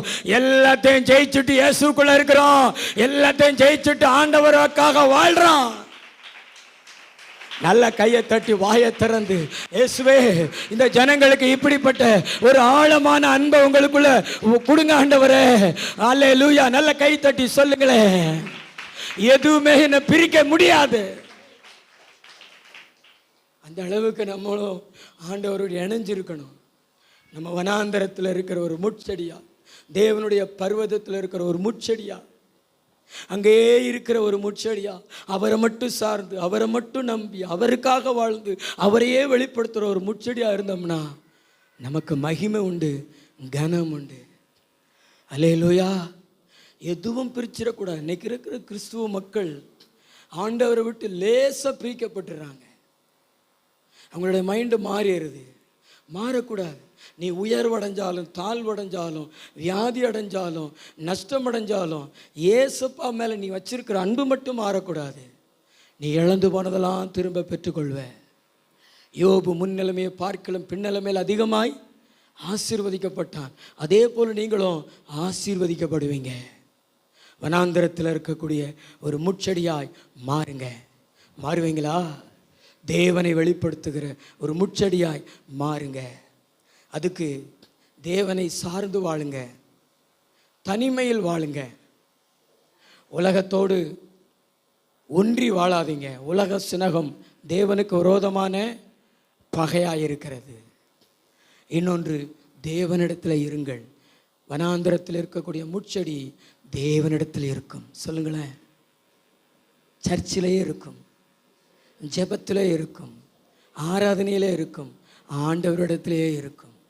வாரத்துக்கு ஒரு நாள் வராது, வாரம் முழுவதுமே ஆண்டவரிடத்தில் வரும். அதுதான் தேவனிடத்தில் நடப்பட்ட செடி. கைத்தட்டு வர மாட்டேங்குது. ஆண்டவரே, இந்த ஜனங்களுக்கு தெளிந்த புத்தியை கொடுங்க, உங்களை தேடுகிறதின் மகத்துவத்தை கொடுங்கப்பா. நல்ல கைத்தட்டி ஆண்டவருக்கு நன்றி சொல்லுங்க. இன்னொன்றை மட்டும் வாசிச்சிடலாமா? ஆதியாகமம் 39:12-13. அதில் பாவம் அப்படி சொல்லி வாசிங்க அந்த வசனத்தை. வாசிங்க, சீக்கிரம் வாசிங்க. இப்படி இருக்கும்போது ஒரு நாள் அவன் தன் வேலையை செய்கிறதற்கு வீட்டுக்குள் போனான். வீட்டு மனிதரில் ஒருவரும் வீட்டில் இல்லை. அப்பொழுது அவள் அவனுடைய வஸ்திரத்தை பற்றி பிடித்து, என்னோட பாவம் செய் என்றால், அவனோ தன் வஸ்திரத்தை அவன் கையிலே விட்டு வெளியே ஓடி போனான். போதும். நல்ல கவனிங்க. வனாந்தரத்தில் இருக்கக்கூடிய அந்த செடி என்ன செடி? சொல்லுங்கள், சத்தமா சொல்லுங்களேன். முட்செடி. நீங்கள் முட்செடியை போய் கையில் பிடிங்களேன், அது என்ன செய்யும்? முத்தம் கொடுக்குமா? குத்தும். முட்செடியை நீங்கள் வெட்டுங்களேன், அது என்ன செய்யும்? முட்செடியை நீங்கள் குத்துங்களேன், அது என்ன செய்யும்? குத்தும். அதாவது நீங்கள் வனாந்திரத்தில் இருக்கிற முட்செடியாக இருந்தீங்கன்னா உங்களை யாரும் தொட முடியாது. நீங்கள் அவங்கள குத்தி கிழித்து ரத்தம் வர வச்சுருவீங்க. யோசேப்பு ஒரு முட்செடி. நான் சொல்கிறத கவனமாக கேளுங்களேன். இன்றைக்கெல்லாம் நிறையா பஞ்சு மத்தைகள் தான் இருக்குது. தடவை தடவு. ஆனால் முட்செடியாக இருக்கணும், தொட்டாலே சதக்குன்னு ஒரு குத்து. அதாவது நம்மளை ஆசை இச்சைகளுக்கு பயன்படுத்த யாராவது நினைச்சாங்கன்னா அதெல்லாம் பொறுத்துக்கிட்டு இருக்கக்கூடாது. பொங்கி எழுந்துடணும், தொட விடக்கூடாது, நிழல் கூட படக்கூடாது. விபச்சார ஆவிகளும் வேசித்தன ஆவிகளும் வெளியேறணும் சபைகளை விட்டு. ஆமென். யோசேப்பை போத்திபாருடைய மனைவி முதல்ல பேசி பார்க்குறா, சம்மதிக்கலை. அடுத்து தொட்டு பார்க்குறா, வஸ்திரத்தை பிடிச்சு இழுக்கிறா. அவர் இடம் கொடுக்கல. வஸ்திரத்தை விட்டுட்டு அவளை விட்டுட்டு ஒரே ஓட்டமாக ஓடி போயிட்டார். அதான் முள்ளு. பக்கத்தில் பார்த்து சொல்லுங்களேன், முள்ளு. நீ ஒரு முள்ளாயிரு, எள்ளாயிராத, முள்ளாயிரு. யாரும் உன்னை பார்வையில் கூட பார்க்கறதுக்கு அனுமதி கொடுக்காத, சரீரத்தை தொடுறதுக்கு அனுமதி கொடுக்காத. கணவரை தவிர, மனைவியை தவிர. பாஸ்டர் சொன்னாருன்னு பட்டுன்னு படார்னு அடிச்சு விட்டுறாதீங்க உங்கள் வீட்டுக்காரன். அது உங்களுடைய அது உங்கள் கணவருக்கு சொந்தமான சரீரம், உங்கள் மனைவிக்கு சொந்தமான சரீரம். அது தேவனுக்கும் உங்களுக்கும் உங்கள் கணவருக்கும் வாழ்க்கை துணைக்கும் சம்மந்தப்பட்டது. ஆனால் நான் சொல்கிறது வேற்று நபர்களை. முள்ளாயிருங்கள். வனாந்திரத்தில் இருக்கக்கூடிய முட்செடி பாவத்தை தன்னிடத்தில் ஏற்றுக்கொள்ளாது. தன்னை பயன்படுத்திக் கொள்ள அனுமதிக்காது. அது முள்ளா இருக்கும். தேவனுக்கு முள்ளு தான் பிடிக்கும். தேவன் அதில் அப்படித்தான் வாசம் பண்ணுவார். முட்செடிக்குள்ள தான் வாசம் பண்ணுவார். ஆண்டவருடைய வார்த்தைக்கு அர்ப்பணிச்சு உங்களை ஒரு முள்ளா மாத்துங்க. பக்கத்துங்களை பார்த்து சொல்லுங்களேன், உங்களை ஒரு முள்ளா மாத்துங்க, முள்ளா மாத்துங்க. நல்ல கையை பிடிச்சு சொல்லுங்களேன், முள்ளா மாத்துங்க. இடமே கொடுக்காதீங்க, சம்மதமே தெரிவிக்காதீங்க. உங்கள் சரீரத்தை தேவனுக்கு மட்டும் ஒப்பு கொடுங்க, பரிசுத்தமாக காத்துக்கொள்ளுங்க. இதுதான் வனாந்தரத்தில் தேவனை வெளிப்படுத்தும் முட்செடி. நல்ல 2 கைகளை தட்டி கர்த்தருக்கு ஸ்தோத்திரம். நல்ல 2 கைகளை தட்டி கர்த்தருக்கு ஸ்தோத்திரம். விபச்சார ஆவிகள் வெளியேறட்டும், வேசித்தன ஆவிகள் வெளியேறட்டும், இச்சையின் ஆவிகள் சபையை விட்டு வெளியேறட்டும். சரீரத்தில் யாருக்கு இடம் கொடுக்காதீங்க. வேலைக்கு போகிற இடத்துல பிசாசு போராடுவான். போத்திபாருடைய மனைவி யோசேப்புக்கு விரோதமா போராடினது மாதிரி போராடுவான். ஆனா இடம் கொடுக்காத. நீ ஆபீஸ்ல இருந்தாலும் முட்செடி, நீ வீட்டில் இருந்தாலும் முட்செடி, நீ சர்ச்சில் இருந்தாலும் முட்செடி, நீ ரோட்ல போனாலும் முட்செடி. ஹல்லேலூயா. முழங்கால் படிட்டு ஜெபிப்போமா? முட்செடியாய் மாறுவீங்களா? அப்படியே அர்ப்பணம் செய்யுங்களேன். தண்ணி ஊத்து. இந்த வசனத்தின் மூலமா உங்ககிட்ட பேசினாராப்பா? எத்தனை பேர் முட்செடியா மாற போறீங்க? 2 கைகளை உயர்த்தி அர்ப்பணம் செய்யுங்களேன். முட்செடியா மாறுவியா தம்பி? இச்சைகள் உன்னை தொடாதபடிக்கு உன்னை காத்துக்கொள்வியா? போராடுவியா? 2 கை மட்டும் உயர்த்தி ஒரு அர்ப்பணம் செய்யுங்க வாலிப பிள்ளைகள்.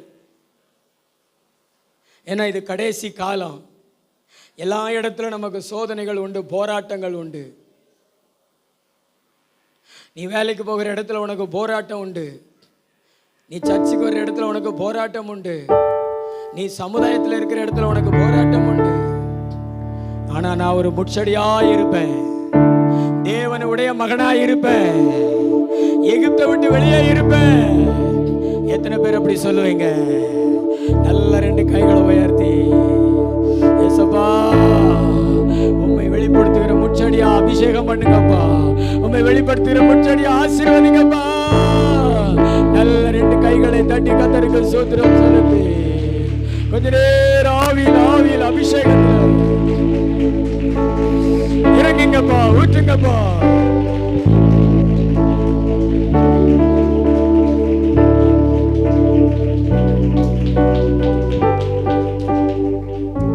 உள்ளம் உடல் எல்லாமே உமக்கு தந்தனையா, உள்ளம் உடல் எல்லாமே உமக்கு தந்தனையா. ஒரு கள்ளம் கபடு இல்லாமல் காத்து கொள்ளுமையா, ஒரு கள்ளம் கபடு இல்லாமல் அர்ப்பணித்தேன்